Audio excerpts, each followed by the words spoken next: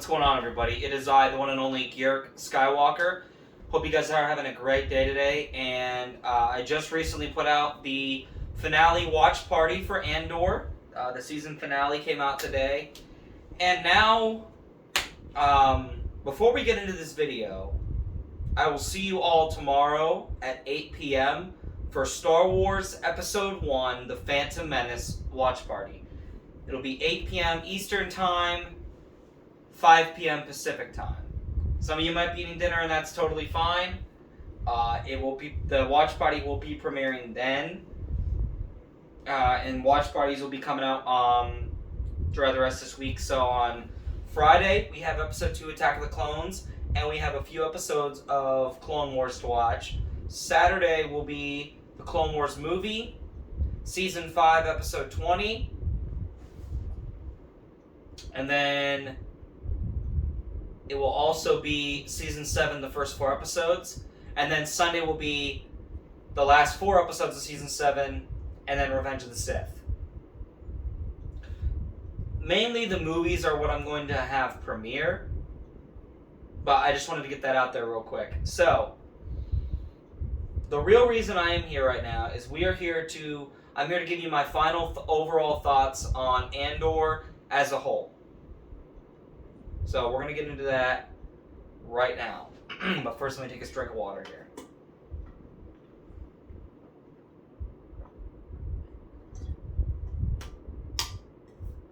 That's good water. Okay. So, let's get into this and let us begin. So, first and foremost, I think Andor is beautifully shot. It's a very beautifully pleasing cinematography. The only problems, well, I have a few problems, but my main minor problem, right out the gate, is the fact that, and again, I'm going to say it first before I say this, because I always have to, I'm not censoring myself, I'm not going to sugarcoat it. Legally, I do not care who you love, what you identify as, or who you choose to spend your life with, or who you love, or who you sleep with. That is not my business. I don't care. I love you like Jesus loves you. I am not saying this to hurt anyone's feelings, and I'm not saying this because I am biased towards people. Because I'm not. We're all equal. We are all made in the image of God.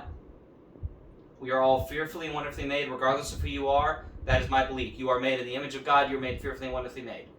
Now, without me getting much farther into religion and politics and other things, I did not care for the fact this is on a minor level, that Vel and Sintra were basically they were hinting to that, yeah, they're a lesbian couple. Not really a fan of that. I don't think Star Wars needs to explore sexuality of any kind. There was also a couple, semi-sex scene, but not really sex scene, parts of it. There wasn't any actually oh, we're doing it and we're making the noises and everything.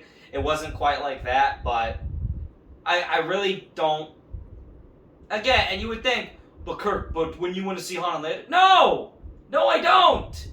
I don't need to see any character do any of that stuff. I don't watch Star Wars for the sex. That's never been a thing, okay? Now, I will say, I think that there are plenty of women in Star Wars, animated, live action, CGI, whatever, that I think are genuinely attractive women. And in real life, that are genuinely attractive people. That I have found attractive. But I am not here to watch characters do it, the thing. I am not here for that. So that kind of annoyed me a little bit. I appreciate the more realistic tone to a point, which I guess kind of involves that. Characters doing the you-know-what with each other. But I'm the lesbian thing. Again, legally, and on a personal level, I don't care. If that's who you are and that's who you love, I'm not gonna stop you in that. I'm not gonna stop you. So, I just really wish they would not. I feel like one of these days they're just going to shove it right down my throat, and they're just going to have a straight up just huge smooching scene between two guys or two girls. And the day that it happens, I don't know. I don't know. This is a minor. That's a minor complaint in the grand scheme of things. So minor complaint, pointless, out of the way. But that's how I genuinely feel about it, and I'm not going to censor myself because people don't like my opinions. It's not really my problem. I'm not trying to offend anybody, but if you found my opinion when I've explained myself in regards to what I just talked about, if you find that to be a problem, personally, we're going to have to agree to disagree. And if you still find a problem with that, well, that's a you problem, not a me problem. May God bless you. I love you. I love each and every one of you, regardless of who you are. And that is the truth. If I had a legitimate, literal Bible right here, I would put my hand on it and swear for you that I'm being serious. Because, legit, I'm being serious. I love each and every one of you, regardless of who you are, where you come from, who you love, who you vote for, what religion you follow. I don't care about any of that. I am respectful of all beliefs. I have my opinions on each and every one of them, but that does not mean I hate you just because I disagree with you or because I think differently than you. And we as a society need to chill about this because everything is just so hyper-political. But anyway, back to Star Wars. So I think Andor overall, I think the biggest problem with Star Wars right now, you literally cut two of the biggest main characters, most legendary characters of all time, Boba Fett, and more importantly, Obi-Wan Kenobi. Now again, I liked Book of Boba Fett for what we got. Not a huge fan of how it ended, but for what we got, I thought it was cool. I thought it was really cool.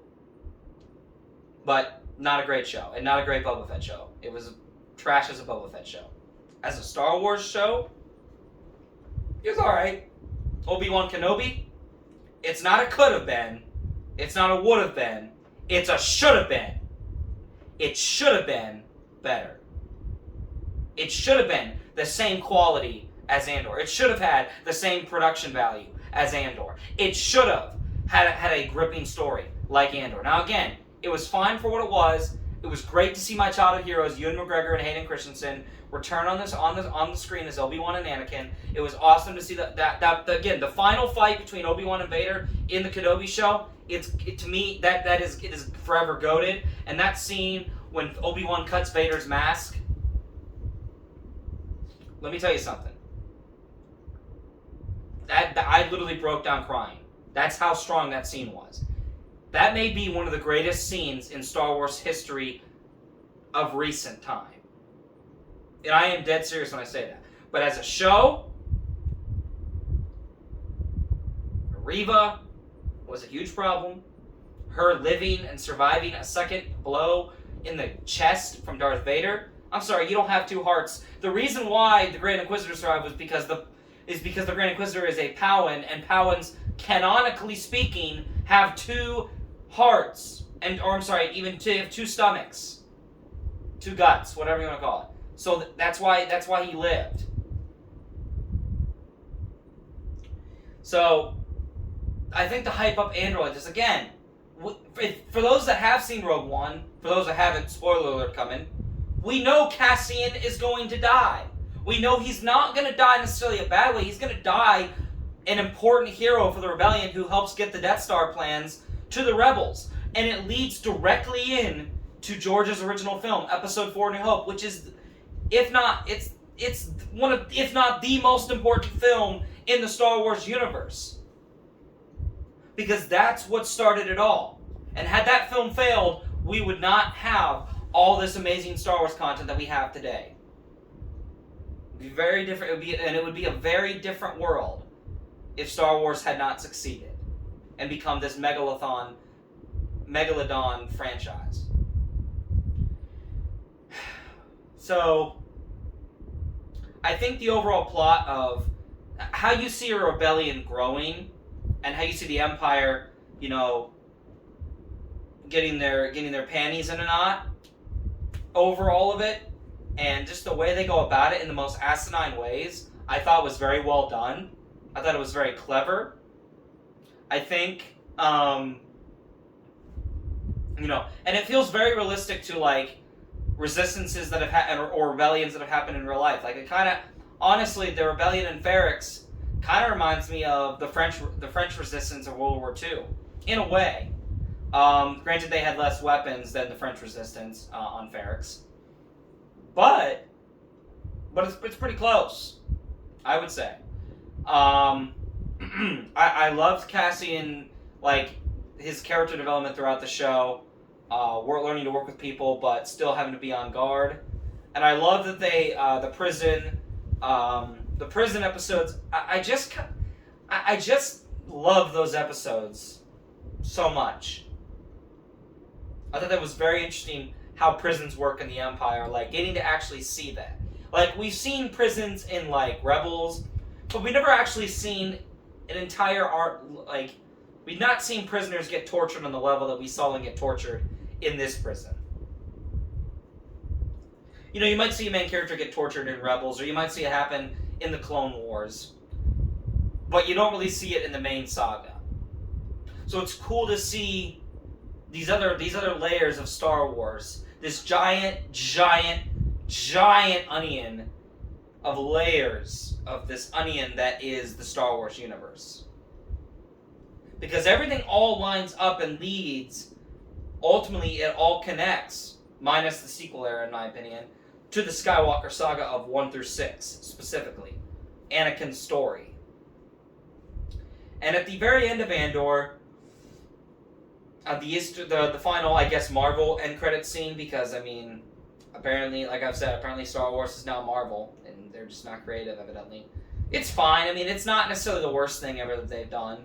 The Death Star's main laser is being assembled by these drones and these droids. These small little droids are just resembling it one by one by one. Excuse me. So, I feel like, honest to God, I really don't have a lot to say. Besides the fact that I enjoyed the show for what it was. I'm going to give it at least 6.5 out of 10.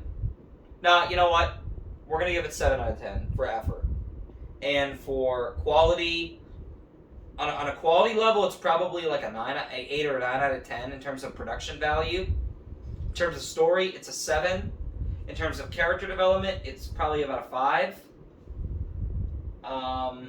In terms of plot twists or things that surprised me, probably about a 6.5.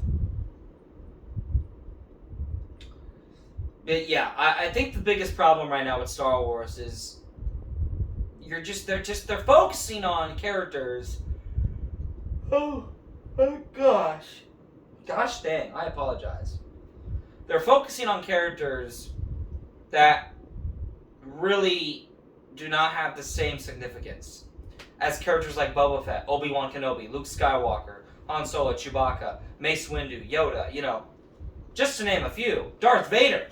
Like, I'm not saying we have to get a Vader series, but I would recommend Disney, Lucasfilm, you've done Darth Vader 100% well. Like, there has not been a single time at all, even in Obi-Wan Kenobi, where Darth Vader has been done wrong. Okay? Not a single time. The only thing that has been done wrong to him is his legacy as the Chosen One because of the sequels. And I don't need to go down that rabbit hole. For those that already know it, that's great. And if you don't, you might want to do some research, because trust me, I'm already struggling to not start yelling about how much I hate the sequels. And again, if you love them, that's great. I respect your opinions. I respect I like what you like. I'm not telling you that you're wrong for liking them. Just don't tell me that I'm toxic for not liking them. Because that, you don't want to push me on that. I do not appreciate that. So, yeah. Overall, I would say it was a good show, but I'm hoping for something a little different, and I am really, really excited to see what Bad Batch Season 2 brings when we get to it in January.